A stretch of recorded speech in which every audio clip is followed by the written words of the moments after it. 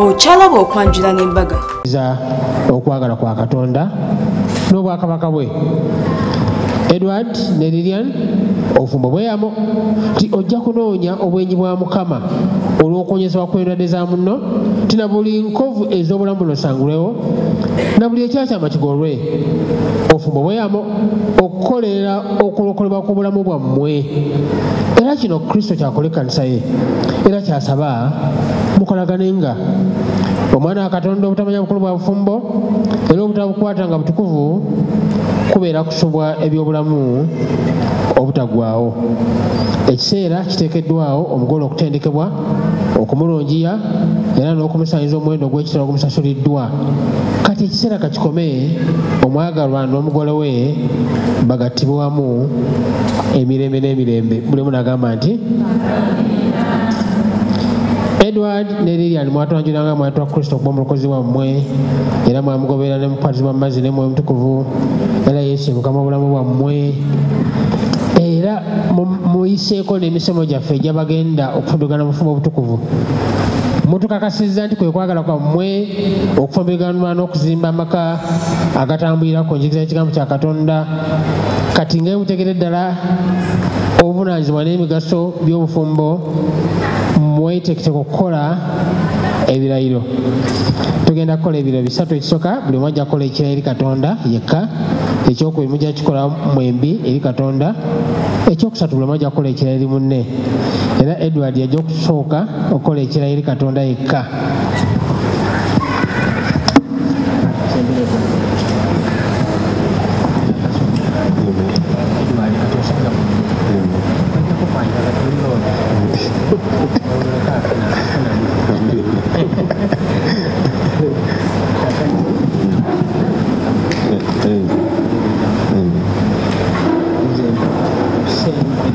Nze Mpaata Hussein Edward nsuubiza Katonda nti nja kumwagala omutima gwange n'ebirowoozo n'obwongo bwange bwonna n'omwoyo gwange gwonna.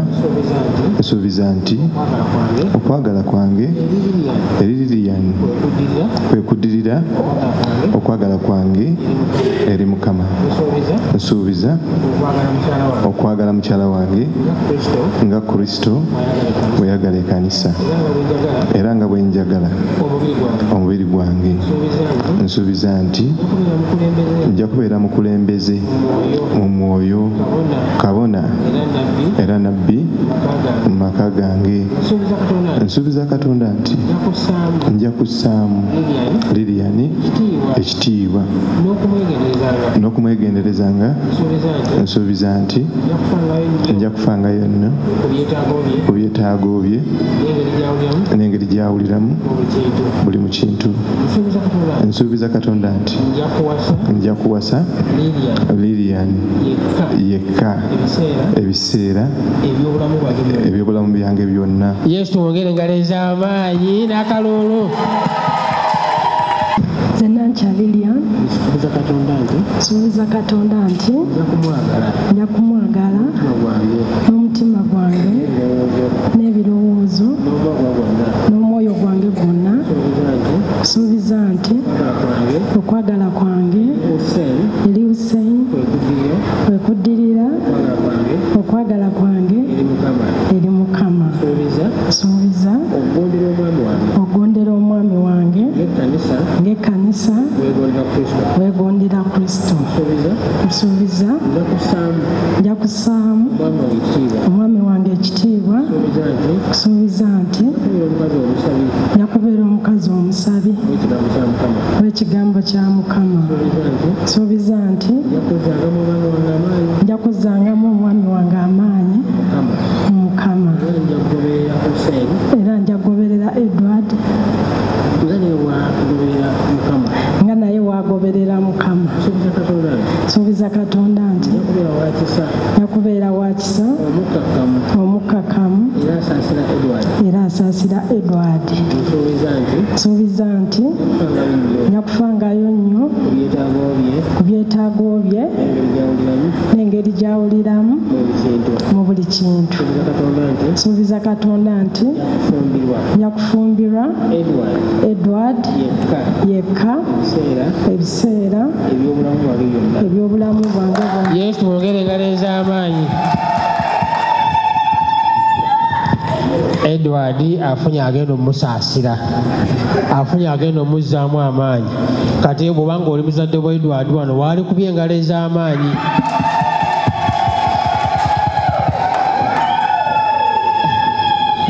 Bibadde bimukuba nga teri amusaasira, kati afunye agenda omusaasira. Yesu mwongere engalo ez'amaanyi. Kino bagenda kikowamu bombi eri Katonda.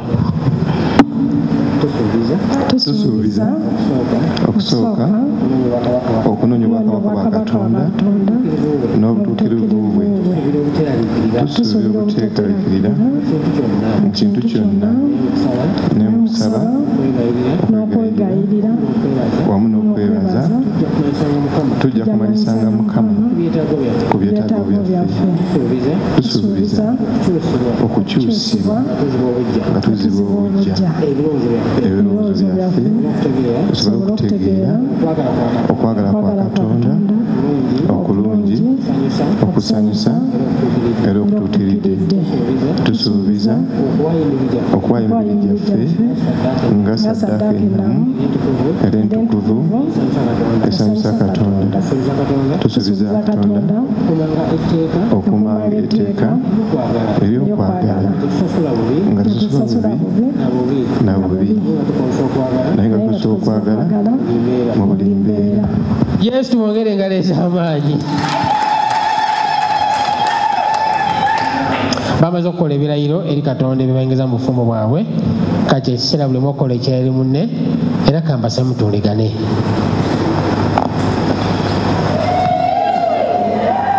Kamukoledde nno naye akazizza okalabye.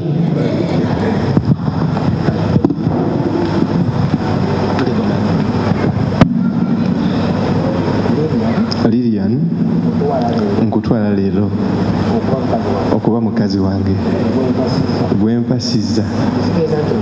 Nzikiriza nti oli kirabo ekivudde eri Katonda. Nkusuubiza okwewaayo olw'essanyu lyo n'okutuukiriza ebirooto byo ebinene era n'okubeera ow'omugaso ennyo mu bwakabaka bwa Katonda.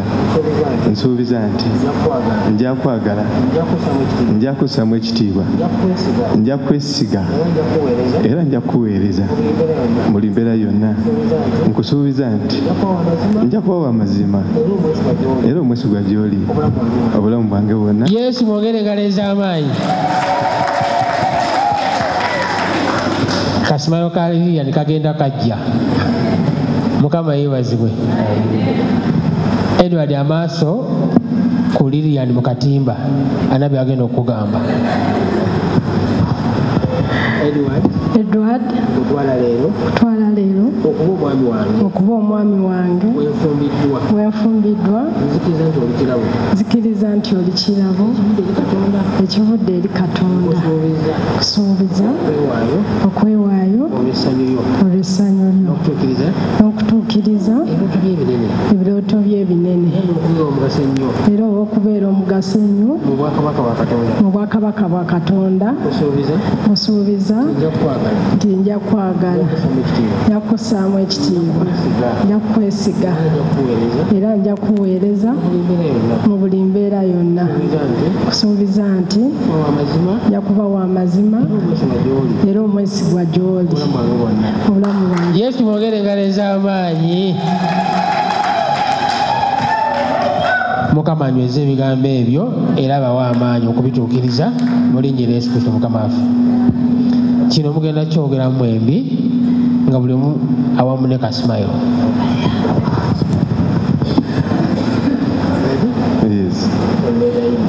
Tonegayirira kukuleka n'okuddayo obutakugoberera kubanga gy'onaagendanga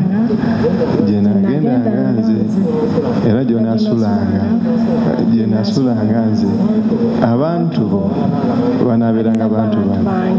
Katonda wo Katonda wange. Yesu mwongere engalo ez'amaanyi. bazadde ba Lilian nti tebakiwulidde bulungi. Lilian agambye oluva wano taddaka. Lilian agambye oluva wano taddaka. Edward gyagenda n'egyagenda. Kati naye simukubira engalo ez'amaanyi. Kati ekiseera okuteeka envumbo okupirayo ebyo nga bansiganya empeta. Empeta zirudda wa?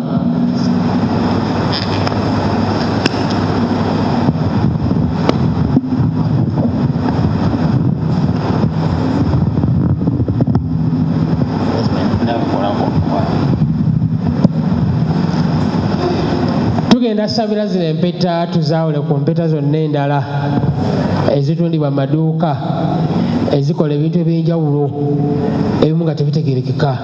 N'osanga oli nga atadde empeta ku nnyindo n'ogamba bona ali biki. Zino empeta za bufumbo eri Edward ne Lilian. Kati gona omukono gwa ddyo tuzisabira omukisa. Mukama twagala okwebaza olw'empeta zino. Tuzaawula ku mpeta endala zonna ezitundibwa mu maduuka ezikola ebintu ebyenjawulo ebimu nga tebitegerekeka. Tulangira okuva n'obulayo zino empeta za bufumbo eri Hussein Edward ne Lilian.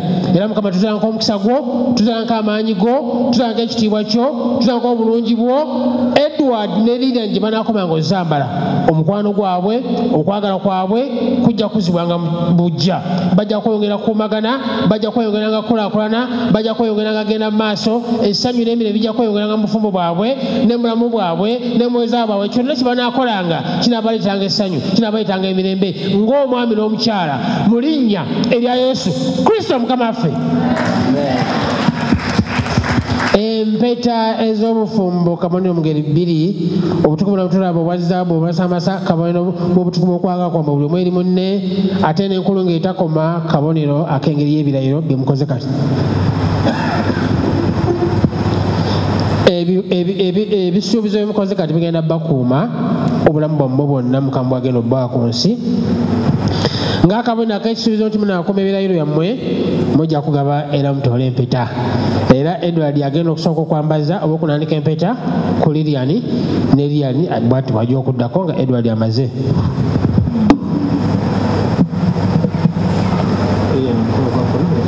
Nkoko omugalo ng'ayambaza Lilian empeta.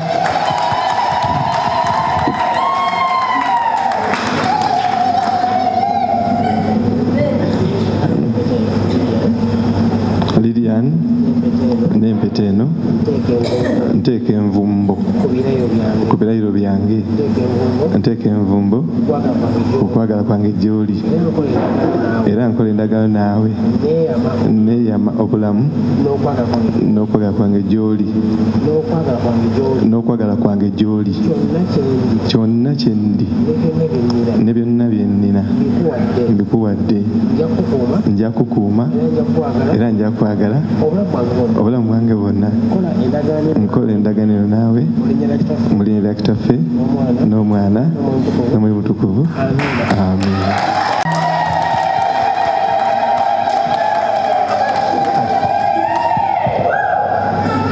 Edward n'empeta eno nteeka envumbo ku birayiro byange.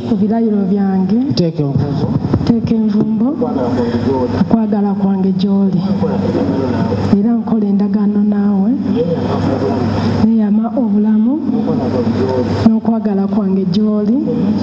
Kyonna kye ndi ne byonna bye nnyina mbikuwadde. Nakukuuma era nja kwagala obulamu bwange bwonna. Kola endagaano naawe mu linnya lya Kitaffe n'Omwana n'Omwoyo Omutukuvu.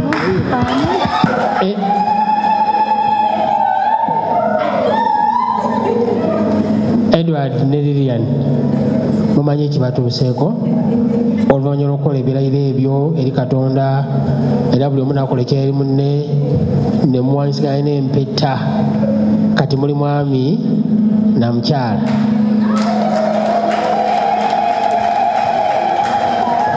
Edward aba takkirizibwa kukwata ku Lilian oyo, kati nga bwafuse mukyala we mu butongole akkirizibwa omukwatako, era asobola okubikola akatimba ako nalaba Mukama kyamukoledde. Ebikola akatimba.